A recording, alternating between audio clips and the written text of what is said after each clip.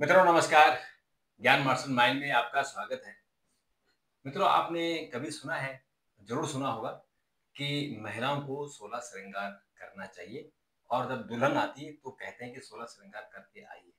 और जब हम देवी देवताओं की पूजा करते हैं तो देवी माँ के लिए भी कहते हैं कि इनका 16 श्रृंगार है।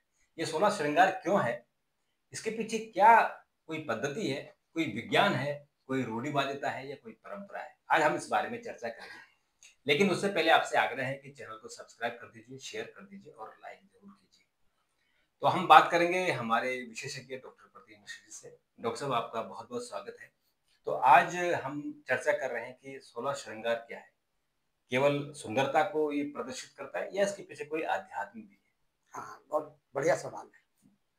दरअसल भारतीय परंपरा में ये जो 16 श्रृंगार जो है, ये सुंदरता बढ़ाने के लिए ही नहीं होते हैं, बल्कि महिलाओं के लिए स्वास्थ्य, ऊर्जा संतुलन और मानसिक शांति के साथ गहराई से जुड़े हुए हैं। इनके सामाजिक सरोकार हैं, इनके वैज्ञानिक महत्व हैं, इनका आध्यात्मिक रहस्य भी है ना।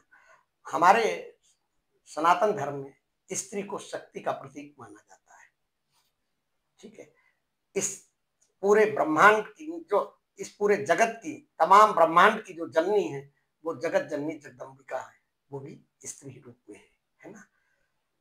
और जब हमारे यहाँ भारतीय संस्कृति में नारी को या स्त्री को या महिला को हम लोग शक्ति का अवतार मानते हैं, और ये इसलिए भी माना जाता है कि हमारे यहाँ एक आपने सुना होगा श्लोक है, यत्र नार्यस्तु पूज्यन्ते रमन्ते तत्र देवता।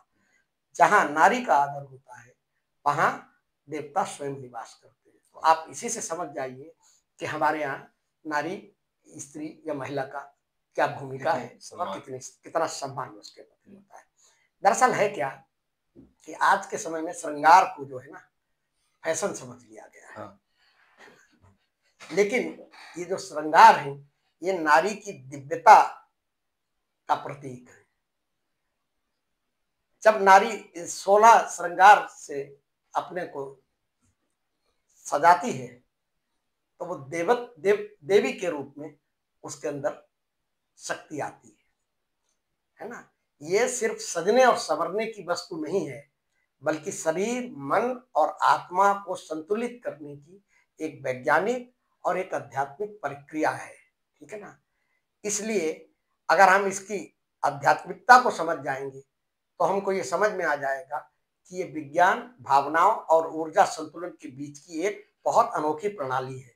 महिलाओं को जनरली इसके बारे में पता नहीं होता है। परंपरा बहुत पुरानी है और इस परंपरा की प्रवर्तक जो माना जाता है वो माँ पार्वती को माना जाता है। जब माँ पार्वती ने भगवान शिव से विवाह करने की बात हुई तो उससे पहले उन्होंने इस प्रकार 16 श्रृंगार किए थे, है ना। तो श्रृंगार की देवी के रूप में माँ पार्वती की होती है। तो आप समझ सकते हैं कि 16 श्रृंगार का देवत्व से कितना गहरा नाता है। द्वापर में जब आते हैं तो भगवान श्री कृष्ण जो है उनको माना जाता है कि वो श्रृंगार के प्रवर्तक थे। उन्होंने श्रृंगार के बारे में बहुत सी बातें की। ये 16 श्रृंगार जिन्हें षोडश श्रृंगार कहते हैं, षोडश परंपरा कहते हैं, ये परंपरा नहीं है। ये आपको मैं बताऊं कि महिलाओं की एक तरीके से महिलाओं के शरीर की प्राकृतिक नेचुरल थेरेपी का काम करते हैं। आज मैं बताऊंगा आपको कैसे थेरेपी का काम करते हैं। हर श्रृंगार जो है, जो 16 श्रृंगार में से हर श्रृंगार जो है वो महिला के ऊर्जा केंद्र को, ऊर्जा चक्र को जगाता है, जिससे नारी के अंदर तेजस्वी, संतुलित और आत्मविश्वास दोनों की भावना बढ़ती है। सामाजिक तौर पे देखें तो 16 श्रृंगार का मतलब ये समझा जाता है, ये में संदेश जाता है कि भाई इस नारी की शादी हो चुकी है, विवाहित है। सामाजिक सरोकार तो ये है, क्योंकि कुंवारी कन्याओं को हमारे यहाँ जो है 16 श्रृंगार के बारे में निषेध माना जाता है। तो अगर आप देखें तो वैवाहिक पहचान और उसकी मर्यादा से जुड़ी हुई चीज है कि भाई 16 श्रृंगार जिसके जो महिला किए हुए तो उसके साथ जो है फिर उसको दूसरे व्यक्ति को उसके बारे में सोचना भी नहीं चाहिए, क्योंकि वो कहीं ना कहीं किसी दूसरे की हो चुकी है, दूसरे के साथ उसकी शादी हो चुकी है और वो मर्यादाओं में बंधी हुई है। बिल्कुल ठीक है। तो सामाजिक सरोकार तो ये है, लेकिन इसके वैज्ञानिक, इसके आध्यात्मिक बहुत गूढ़ रहस्य है। प्राचीन योग तंत्र में अगर आप देखें तो बताया गया है कि हर मनुष्य के शरीर में ऊर्जा के 7 चक्र केंद्र होते हैं। 7 केंद्र होते हैं, 7 चक्र होते हैं मतलब। और ये 7 चक्र क्या होते हैं? ये ऊर्जा के केंद्र होते हैं। इनको जगाने के लिए ऋषि मुनि साधक जो है बहुत बड़ी बड़ी कठिन तपस्याएं करते हैं। 16 श्रृंगार जो है इन चक्रों को जागृत करने और संतुलित करने का प्रतीक होता है। अब जैसे मैं बताऊंगा आपको, आज्ञा चक्र, बिंदी कहाँ लगाई जाती है? आज्ञा चक्र पे लगाई जाती है। हार और मंगलसूत्र कहाँ पहना जाता है? गले में पहना जाता है, हृदय पे पहना जाता है, अनाहत चक्र होता है। पायल कहाँ पहनी जाती है? पैर के नीचे, मूलाधार चक्र को होता है। काजल आंख में लगाते हैं, यहाँ से और यहाँ के बीच विशुद्धि चक्र बोला जाता है, ठीक है ना। तो ये जो 16 श्रृंगार है न केवल उसके ऊर्जा को जागृत करने का काम करते हैं, बल्कि इसको उसको जो है उसके अंदर नारी के अंदर जो है एक मर्यादा, एक आत्मविश्वास की भावना भी लाते हैं। इसीलिए हमारे शास्त्रों में, हमारे धार्मिक ग्रंथों में आपने देखा होगा कि लिखा हुआ है कि जिस समय महिलाएं पूजा करें तो उन्हें 16 श्रृंगार करके करनी चाहिए, जिससे कि उनके अंदर की ऊर्जा भी और ज्यादा हो, और जो वो पूजा के दौरान जो ऊर्जा हो रही है उसको और अच्छे तरीके से शोषित कर सके, ठीक है ना। इसका बहुत गलत तरीके से कुछ लोगों ने विवेचना की हुई है। विवेचना बहुत से लोगों ने क्या की हुई है कि द्वापर के अंदर जो है नारी बहुत उच्छृंखल हो गई थी, और उच्छृंखल इतनी हो गई थी कि वहां पर जो है पिता का नाम की बजाय नारी का नाम आता था। कुंती पुत्र, द्रौपदी पुत्र, गांधारी पुत्र, मतलब बाप का नाम नहीं आ रहा। मतलब इसकी ऐसे व्याख्या की गई, गलत व्याख्या है कि मतलब माता को महत्व दिया गया। हाँ, माता को महत्व दिया गया, लेकिन उसको ये कहा गया, उन्होंने कहा कि ये सारे महाभारत की जड़ जो थी वे महिला थी, ठीक है ना। कुछ लोगों का ये कुतर्क है, जो पूरा अयोध्या जो राम के साथ जो रावण का युद्ध हुआ उसके पीछे भी एक महिला है, ठीक है ना। तो कुतर्कवादी लोग इस तरीके की बातें करते हैं, और वो इसके पक्ष में दलील ये देते हैं कि भगवान श्री कृष्ण जो है 16 श्रृंगार के द्वारा उस स्त्री को मर्यादा में बांध दिया, क्योंकि उसके उनके दिमाग में ये चीज थी कि अभी द्वापर में जब ये स्थिति है तो कलयुग तो बहुत खराब होगा, तो उसमें तो महिलाएं बहुत ज्यादा उच्छृंखल हो जाएंगी, तो उनको मर्यादा में अगर रखना है तो ये 16 श्रृंगार से उनको बांध दिया जाए। इस तरीके की कुछ बातें की जाती, लेकिन इसका गूढ़ रहस्य अलग है, इससे अलग हटकर है। बेसिकली ये नारी के न केवल गरिमा के, मर्यादा के, बल्कि उसके देवत्व का प्रतीक मानी जाती है। अब इसके वैज्ञानिक कारण भी है। नारी के सौंदर्य के साथ साथ उसके ऊर्जा जो चक्र हैं, जो हार्मोनल बैलेंस है, और जो मानसिक स्थिरता है, उसको भी ये 16 श्रृंगार जो संतुलित करने का काम करते हैं। अब देखिए मैं एक एक करके बताता हूँ कि 16 श्रृंगार हैं कौन से और कैसे होता है। बिंदी, सबसे पहले आप आइए, मस्तिष्क पे बिंदी होती है। इसको कहाँ पे लगाते हैं? आज्ञा चक्र पे लगाते हैं, भ्रुकुटी के बीच, दोनों भ्रुकुटियों के बीच में यहाँ पर लगाते हैं आज्ञा चक्र। अब वैज्ञानिक हिसाब से अगर ये देखते हैं तो ये माना जाता है कि ये बहुत सेंसिटिव, तंत्रिका तंत्र के हिसाब से मस्तिष्क का ये हिस्सा बहुत सेंसिटिव होता है, और जिसका सीधा संबंध होता है एकाग्रता से, स्मरण शक्ति से और मानसिक शांति से। तो महिलाएं बिंदी लगाती हैं। हमारे यहाँ सनातन धर्म में कहा गया कि पुरुषों को भी अपना आज्ञा चक्र ढक कर रखना चाहिए, इसीलिए कहा गया कि आप तिलक लगा के रखिए, चाहे टीका लगा के रखिए, चाहे आप भभूत लगा लीजिए, कोई भी चीज लगा लीजिए, मतलब इस आज्ञा चक्र को। तो ये बहुत महत्वपूर्ण चीज होती है, महिलाओं के लिए बिंदी का इंतजाम किया गया। अब अगर आप इसके आध्यात्मिक कारण में जाए तो देखिए, लाल रंग जो है, बिंदी, लाल बिंदी के बारे में बताया गया। वैसे तो किसी भी तरीके की बिंदी लगा लेती है महिलाएं। लाल बिंदी जो है, लाल रंग किसका है? देवी का प्रतीक है, शक्ति का प्रतीक है ना।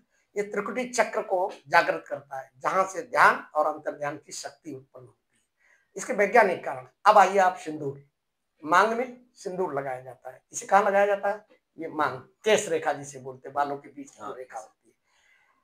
अब देखिए सिंदूर में क्या होता है, जो पारंपरिक सिंदूर होता था उसमें पारे का कुछ अंश होता था और हल्दी होती थी, तो कृत्रिम तरीके से बहुत केमिकल से बनने लगे। ये क्या करते थे कि ये मस्तिष्क को ठंडक देती थी, और चूंकि सिंदूर जो वो विवाहिता स्त्री का प्रतीक है, और ये इस जगह पर होता था जहां पे वो की यौन स्वास्थ्य को बेहतर बनाती थी। मतलब इसके आध्यात्मिक और वैज्ञानिक रीजन है। अब विज्ञान इसको धीमे धीमे कर रहा है। हमारे योग में कहा गया है कि सिंदूर जो है कुंडली ऊर्जा को जागृत करता है।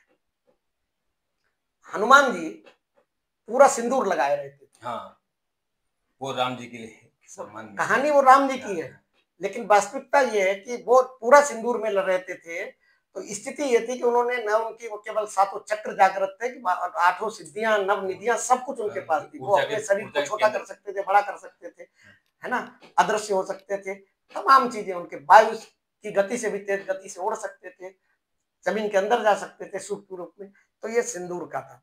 दूसरी बात क्या है कि आध्यात्मिक कारण अगर देखें तो न केवल आपके कुंडलिनी ऊर्जा को जागृत करने का काम करता है, बल्कि पति पत्नी के संबंध को पवित्र बंधन से जोड़ता है, एक मर्यादा का प्रतीक है। जिस महिला के मांग में सिंदूर भरी हुई, सुहाग का प्रतीक बोल दिया जाता है। इन सारे शब्द ये इसलिए बोले जाते थे जिससे महिलाएं इन चीजों से बंधी रहे।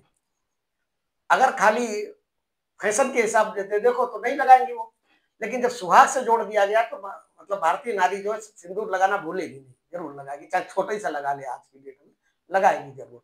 कोई भी पूजा करने में भी ये कहा जाता है कि बिना सिंदूर लगाए पूजा न करें, ठीक है। अब ये टीका होता है, मांग टीका, यहाँ पे आपने देखा होगा, ये टीका होता है, ये यहाँ माथे के बीच में होता है। अब वैज्ञानिक कारण अगर इसका देखा जाए तो ये पीनियल ग्रंथ को संतुलित करता है, और पीनियल ग्रंथ महिलाओं में किस काम में आती है? हार्मोनल बैलेंस में आती है।